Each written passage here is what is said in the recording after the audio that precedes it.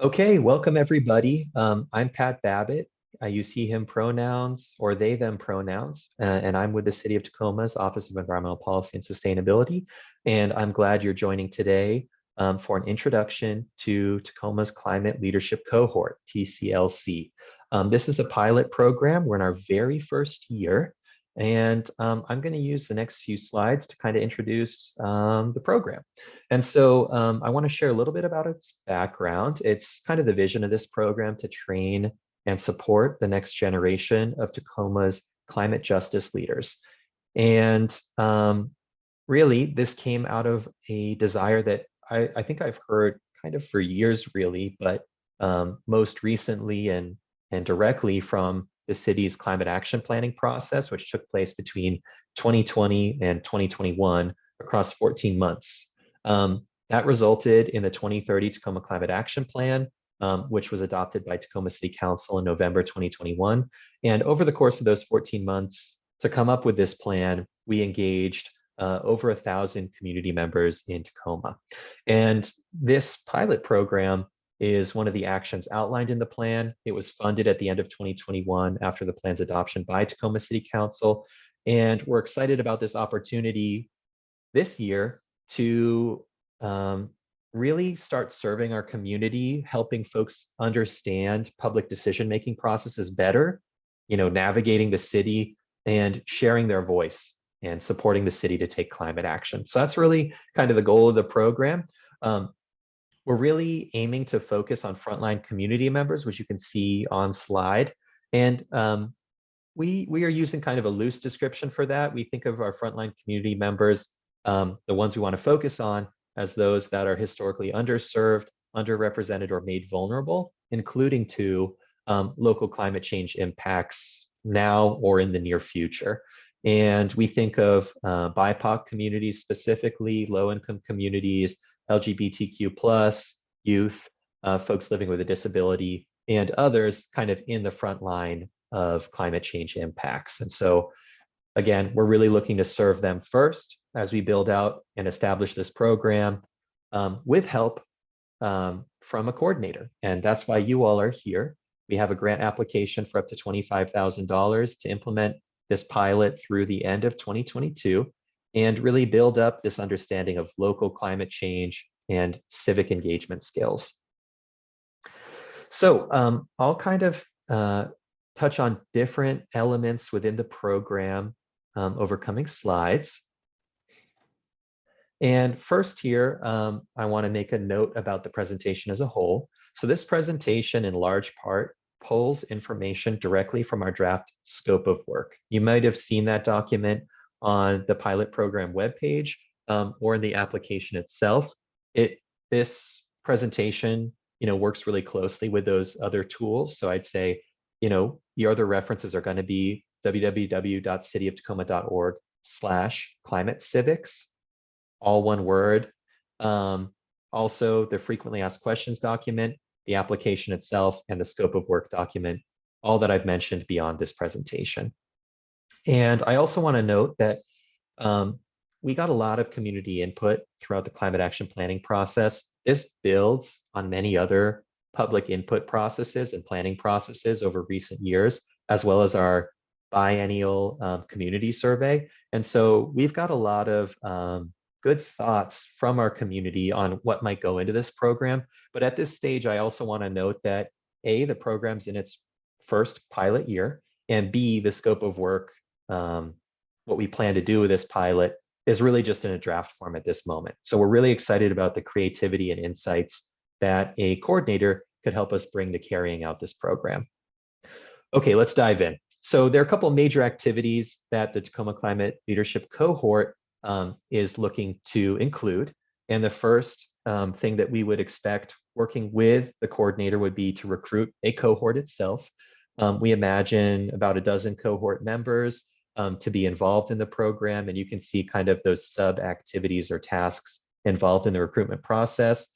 The coordinator will also be involved in developing a curriculum, the content that goes into a training, developing materials that support the trainings, kind of the out of training homework, you might call it, that goes into being prepared for the trainings. This curriculum might also include kind of hands-on learning or services, service days that we are thinking about including. We've certainly heard a lot of feedback that folks are looking to not just be in a virtual meeting or kind of in a classroom setting. Other elements that the coordinator will support is networking between cohort members. We want there to be a real focus on individual personal development as well as cohort development. But in addition, networking between the many partnerships and speakers that might be involved in delivering the trainings. And I'll touch on that more in a minute.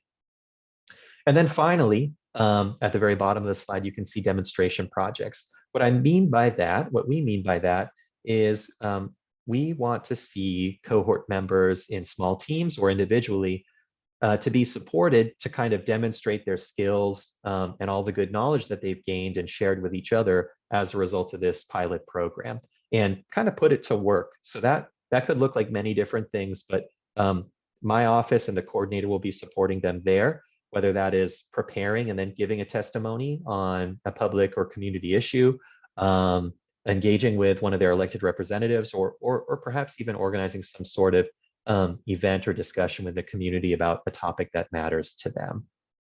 So these are kind of the 6 major areas for activities and tasks. And here I want to acknowledge kind of the different roles, as I've already started to do in the pilot program. So besides the coordinator, the main city partner for carrying out this pilot program is my office, the Office of Environmental Policy and Sustainability. And what I really want to emphasize here is that we recognize that there are 6 kind of major activities, and being a pilot program, we want to really work together kind of as an equal partner to provide significant support to accomplish the activities and tasks outlined and limit the work burden on this coordinator to ensure that it's reasonable and feasible for them. And so our budget goes kind of toward that coordinator or coordinating team's labor and efforts to run the program, but also towards the other elements of running the program that you'll see later on. And we want to make sure that we're sharing that burden on the staff side. Beyond my office's role, though, there will be many potential opportunities for partnerships or bringing in speakers, community members who are activists or organizers, or institutions with knowledge or organizations with knowledge to lend on the topics that we might cover, which we'll cover in another slide. And then, of course, we've mentioned the cohort members themselves, who are the recipients of the trainings, the intensive networking opportunities, and the demonstration projects. So this is one of the ways that we break down the different roles besides the coordinator themselves. And I've mentioned the potential importance of having partnerships or speakers to cover the different training content. And I'd like to get into that here. So first, I'll just say that training content is based on multiple community input opportunities about the priorities and needs within Tacoma, as well as the latest facts and science on the ground that we're seeing, and other information that we have.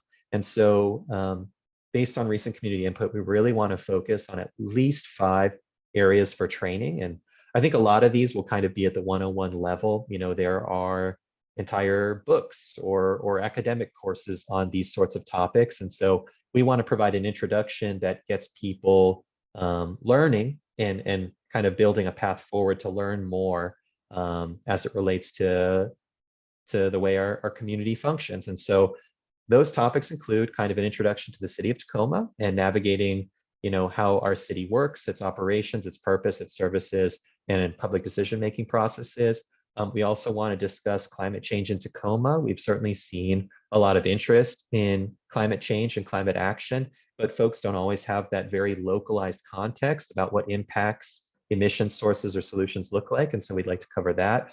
We'd also like to cover transportation and housing. As you can see, those are major priorities in our community. They're the first and second costs of living. They have significant equity implications and have both been priorities over recent years.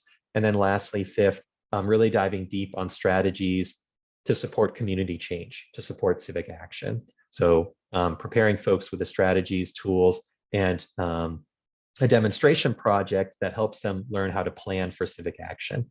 So those are kind of the 5 training content areas we expect to cover with the coordinator's help and the help of partners and speakers. But there are a whole mix of other training content areas that may be covered in these presentations, or sorry, in these content areas or separately. And we're really open to what these trainings look like, which we've tried to emphasize in the scope of work. This could really happen over 1 or 2 days in kind of an intensive weekend retreat, or it could be across a few different days. And we're excited to see what ideas our coordinator brings to the table on how to deliver this. I do want to speak a little bit to kind of the rough goals or desired outcomes we have for this pilot program. There's a more detailed brainstorm in our draft scope of work, but a couple I want to highlight on screen. So again, this is about training Tacoma's next generation of climate justice leaders. So we really want our trainings and activities to increase cohort members' understanding of local climate change and of civic action.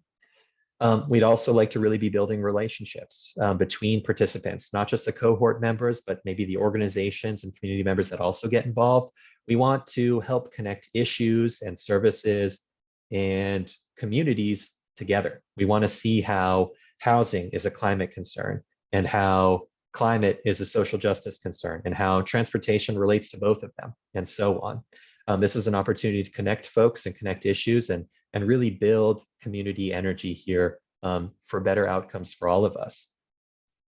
Some kind of more quantitative goals that we would like to set is roughly 2 to 5 actual trainings supporting these content areas, but ultimately that's pretty flexible and we're interested to see what it could look like, and supporting about a dozen cohort members. Again, supporting these trainings with partnerships and speakers, because we know that one coordinator, one organization or individual who may help us run this pilot program, you're not going to be an expert on all of these topics. We aren't experts on all of these topics by ourselves. And so it's going to be a really a relationship-based approach where folks bring different perspectives and expertise to the table, lived experiences as well. And then, like I mentioned, those trainings culminating in opportunities for cohort members to demonstrate their passions and skills and put their knowledge to work. So we've got a basic outline for how we imagine this grant could be spent.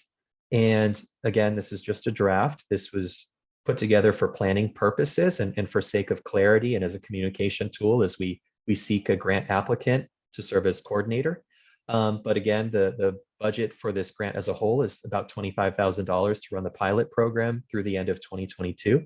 And we suspect that on the number of hours it will likely take to run this pilot program with a lot of support from my office, that we may need to budget about $6,000 to $9,000 for the grantee to deliver the program. So that's compensation for the organization, community group, individual to run it for their hours and their work.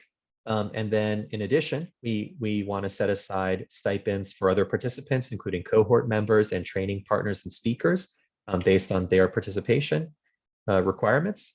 And then funding to support those potential demonstration projects with additional budget as wiggle room to address whatever it may need to. So again, this is just kind of, these are estimated ranges and figures to serve as a planning tool and give folks a sense of what this program could look like in practice. As you can see, it's just a draft and there's wiggle room and flexibility built in and ranges built in. So at this stage, we'd like to pause the recording. So feel free to do that, Luis, and we'd like to take any questions or comments that there might be. Okay, hello again, everyone. Yeah, so we've chatted through the slide deck about kind of an overview for the program.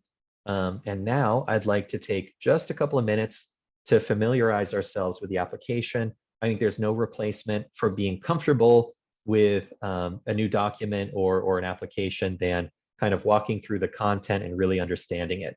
And so the first thing I'll note kind of about structure, you can see it's about 11 pages long. Don't let the length intimidate you. It's fairly straightforward. Page 1, if you've looked at it already or will look at it soon, is really just kind of a one-pager of the scope of work. It is really kind of a simple introduction to the pilot program, We've got a quick description here. You can see my cursor on screen. And then a quick recounting of major program activities and the program timeline. This is all pulled from our website, from our scope of work. And again, the scope of work is the most detailed kind of draft overview and draft plan for this pilot program. So if you're familiar with that, this material should not be new and is hopefully very straightforward. On pages 2 and then 3 is really the questions where we learn a little bit more about the applicant. And so you can see on screen, we've got kind of an area to put in your affiliation, whether it's an individual, a community group, or an organization. So we mean organization name kind of loosely. We want to know who's applying. And after that, we hope that you can provide kind of your primary contact for this grant application, who we can rely on and reach out to, preferably by email, but also by phone. And then after kind of those initial administrative details, we want to learn a little bit more about the applicant, the organization, the individual, the community group that might be applying. And so again, we're using the language here of organization, but we want to know whether the applicant serves frontline community members as defined below, and or staffs from frontline communities. And so feel free to clarify that here. It's one of the considerations of the city to really support anti-racist systems transformation and inclusivity in grant contracting and other processes. So that's part of the reason why we ask questions like that. This next question, it's another kind of check the box format, is really focused on eligibility. So you'll see that we're kind of asking more about who's applying, what type of affiliation you have, and then followed up by a couple more check the box style questions that help us get to know your organization and its context. I'm moving on to page 3 here. The final kind of administrative question here is inviting you and asking you to confirm whether you've reviewed the scope of work and the frequently asked questions. Again, besides the slide deck, besides the website and the application, which we're on now, the scope of work and the frequently asked questions documents, which are linked to here, are the best tools and reference material to get to know this pilot program and this grant opportunity. So be sure to take a glance at those. And again, I think of the scope of work as kind of the most detailed draft introduction and plan for the pilot program as of now. Lastly here, we close out page 3 with 7 questions that we're seeking responses to. And for each of these, we want you to use 1 page or less, which is really the remainder of the pages on this application. What I want to encourage is to approach these questions with a goal to kind of answer completely. We don't want you to spend a ton of time on this, which is why we have kind of a 1-page limit, but we want you to at the same time seek to answer them concisely and completely. And you can see on screen that we've kind of, at the end of each question, identified how each question factors into a score for your responses. So question 1 is 20% of the overall score for all responses, whereas questions 2 and 3 are 15% each. So you can see kind of how we're weighting the questions. And we've made a couple of notes here to keep in mind as you answer each part of each question. I do want to note very briefly that question 7 at the bottom here is unscored. This is an opportunity for us to get to know a little bit more about your questions, your concerns, your recommendations, your perspective as you approach this potential grant partnership, and for us to begin preparing for that partnership with your feedback and perspective in mind. So again, this kind of outlines the application. Page 1 is an overview, an introduction to the pilot program. Pages 2 and 3 help us get to know your organization. And at the end here on page 3, of course, is 7 questions that we're seeking your responses and will be scored. So try to answer completely and concisely, and let us know if you have additional questions. So at this time, again, I'll ask Luis to pause the recording.